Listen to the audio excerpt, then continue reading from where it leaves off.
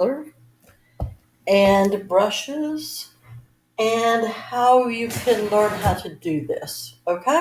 So let's go ahead and talk about brushes first. So if you have a pack of these around, you do not want to use them. They are fine for some things. I keep them around because they're great for glue. They're great for any type of application where you're going to use it one time and throw it away. But it is not got a point on it, so it's not a good watercolor brush. So if you've got these, don't use them. You're much better off to just get one or two really good brushes. Even just one decent brush is better than a whole pack of these. Right.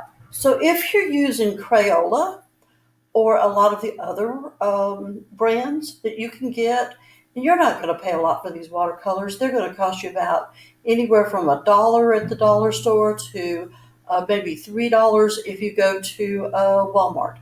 And that little 9-pack, 8 pans, 8, 9 pans, somewhere around there. And we'll talk about what a pan is, but they're colors. And you can go and buy those, and it's going to be fine, absolutely fine for what we're doing. I'm going to show you my watercolor set. And guys, this is a little more expensive. I just didn't have my cheaper set at home today, so I had to use these. These are Winsor Newtons, okay?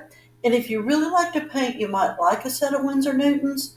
They come in all different types of colors. These are the pans here. So this little pan here can come in and out. Let's see if I can get one out. You can actually remove them, and you can then buy another set of colors and pop new ones in. And as you use these up, you can continue to buy. So you don't have to keep purchasing this little plastic thing every single time. So that's kind of a nice thing. But you're going to pay $30, $40 for this, which, I mean, I always watch my money. So what I do is go to Hobby Lobby when they have the 50% off or 40% off coupon, and I buy it then. So I'm going to get it for around $15. But like I said, I don't really recommend it unless you're really going to be into painting. I recommend you just go buy that one for $3 at Walmart or a little dollar pack at the dollar store. That's your best bet for what we need to do. Okay? Now, when you go and buy one, whether it's the dollar one or the Crayola or the Winsor Newton, when you open it up like this, you're going to see that there's these little sections here. Okay? This is where you're going to do your mixing. They all have them. They're called mixing trays. If you get a clear lid, take your mixing tray and put it on a white surface so you can actually see what you're mixing. So a lot of times you might be taking the color here off the pan, but hopefully see how mine is really dirty right here? Well, you can keep from getting that if you're mixing over here instead. You'll see that I mix or try to as much as I can in the pan, okay? But I do get lazy sometimes, and sometimes my watercolors get real dirty and I have to wipe them off. But all you have to do is get a little piece of paper towel, wet it down, and just wipe it, and it will come clean, and then you can use it, okay? Now, you noticed I pulled the white out. Guys, you're not supposed to use white with watercolor, okay? If you're doing something like we're going to be doing with our mixed media, yeah, you could put white with it. But traditional watercolor uses the paper for white, so you have to be very, very prepared when you start painting and make sure you don't put any paint on your white areas, okay? Either that or you have to mask them, and that's another lesson, all right? So that's my watercolor, okay? Now, this would be a brush that would just come with that $3 set of watercolor, the Crayolas. This came right out of a Crayola.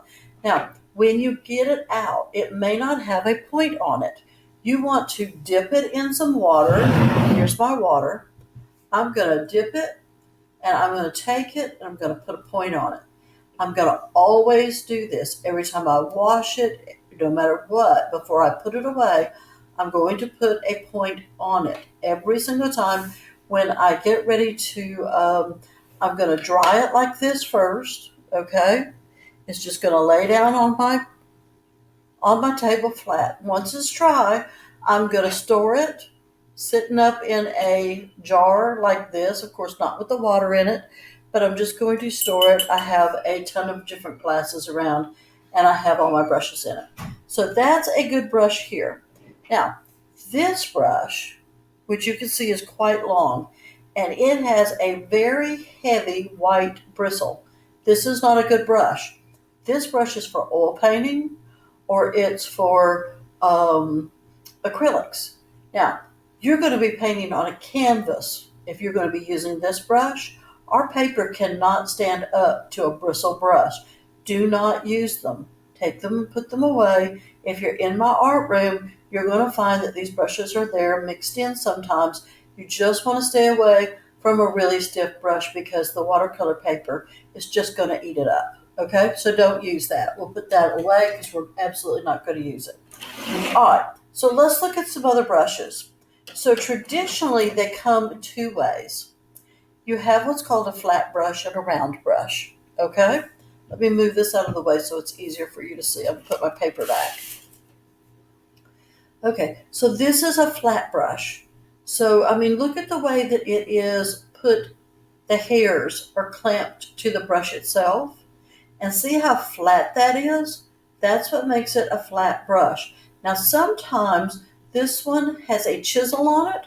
Sometimes they are flat across the top. And I like the flat and I like the chiseled. It's all good.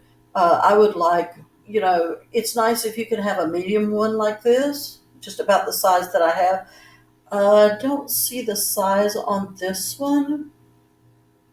I'm not sure what size it is, okay? But it's not a very big brush. I would say it's probably, I think it's about a 3. It is not big at all, okay? And then you have this brush. This brush is an 8. You can tell what size they are by looking here. But honestly, guys, you should be able to tell whether you want to use it or not by how big it is here, okay? So this would be good for a wash, okay? Where you want to cover a lot of area. And so this nicer, bigger brush, this 8, is what you would like to do with that. Now, I also have one here that is a 1. Now, this 1, you can look at it. It is tiny. I've never even used this brush before. Let me wet it down a little bit. So it's got stuff to make it really stiff on it right now. We're going to get rid of that. Put the point back on it. All right, so this brush is tiny. You're going to want to use this one for details and things like that. I'm not going to want to paint a big sheet of watercolor with this little tiny brush. It's going to take me forever, and I'm going to be crazy by the time I'm done. I want to use this one, or I even have really much, much bigger brushes, okay? So we're not going to ever paint very large. We're only going to paint little squares like this. So we won't really need a super large brush, all right? Then if you really want to get fancy, and I love these, they're good to have. They're not that expensive. This is a size 2, and this is a fan brush. And they're great for doing things like little pieces of grass and stuff like that, that it's a very specialized brush. But I wanted you to know that they have specialized brushes that you can use also.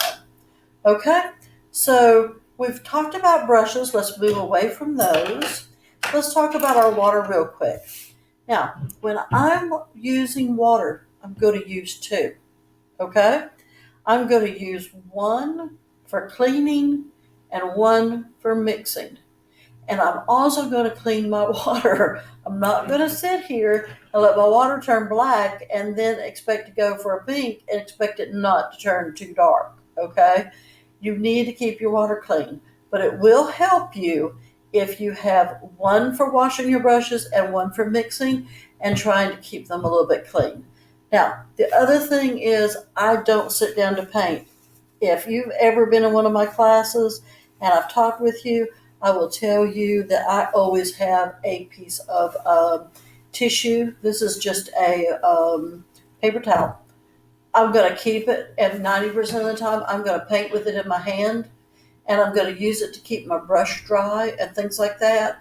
I'm going to use it to sponge up places. There's a ton of things that I'm going to do with a paper towel. You need to have one if you're painting. Okay? Now, let's talk about paper real quick. And I wish you were here, but you're not, so you're just going to have to do the best you can. You're going to get paper from me. Okay? But if you get to where you like to watercolor, you're going to want to go buy some.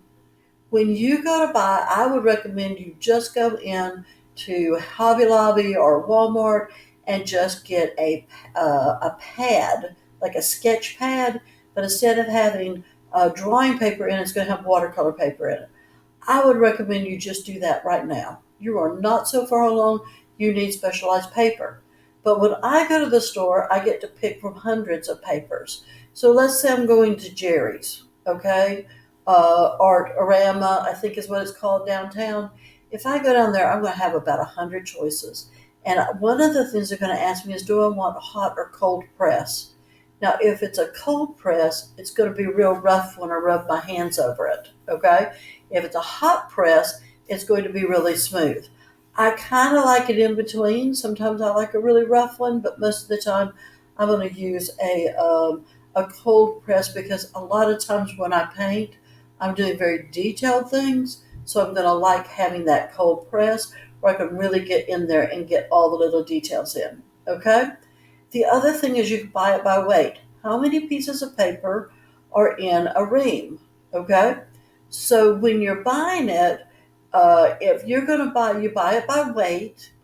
If you buy 90 pounds, 90-pound paper, then you're going to have 90 sheets in a ream. Okay?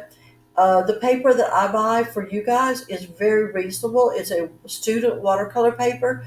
I usually buy it from Blick Art Supplies, and it's going to cost me about 50 cents a sheet, which is not bad for watercolor, but watercolor does cost you a bit more. So be prepared when you go to the store and you're going to buy a pad of it, that it's not going to be super cheap.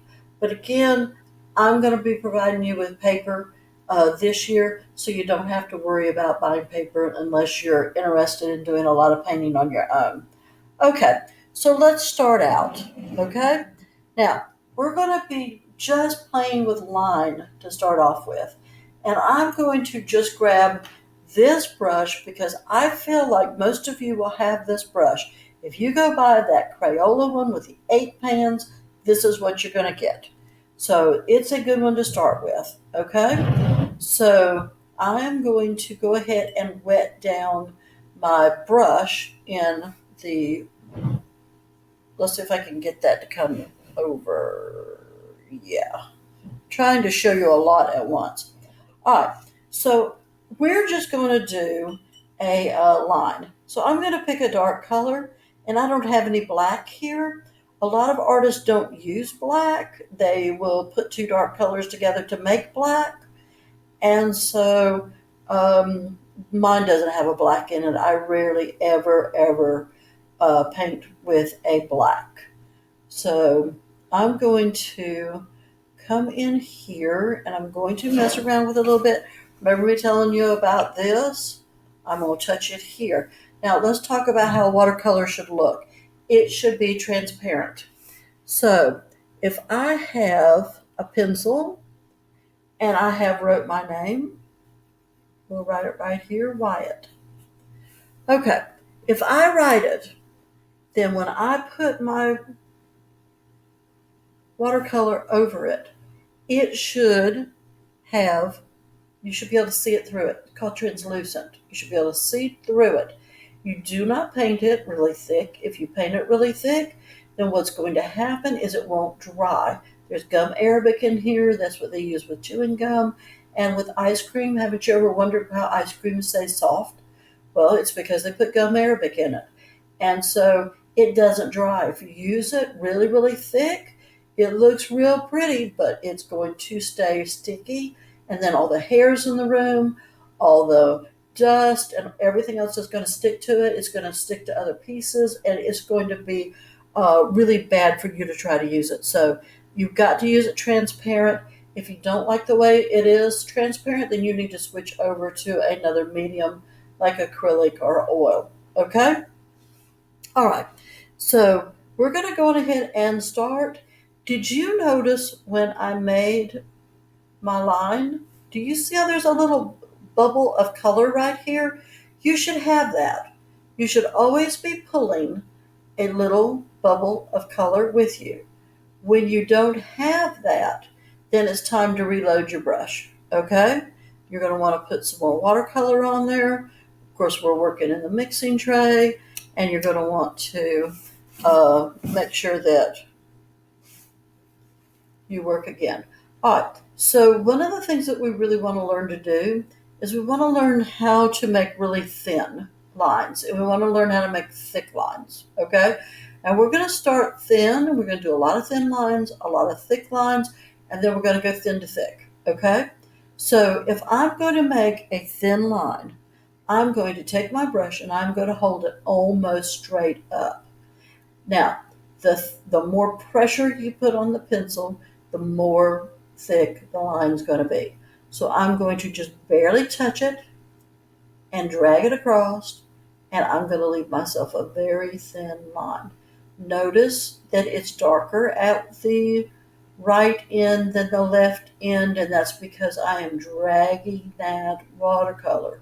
You practice till you can get a thin line, okay? Then to get a thicker line, you're going to put more pressure. So I'm going to put the pressure on my brush. I'm going to go halfway down. That is as thick a line as I can get, okay? I cannot get any thicker line than what I can get by putting the pressure halfway down. And of course, I'm always going to leave this little dot here because that's the watercolor I'm pulling with my brush, okay? Now, what about thick to thin? Well, thin to thick. I'm going to go way up on my little tippy toe brush, and then I'm going to push down until I can get nice and thick. Same thing here again. Up on my little tippy toe, and then I'm going to go to halfway. Okay?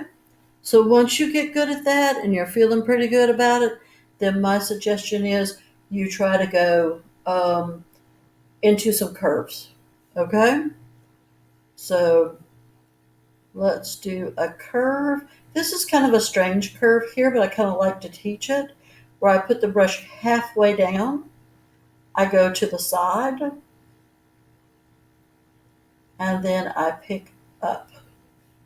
So again, halfway down, go to the side, and I pick up. Whoops, didn't really pick up very good.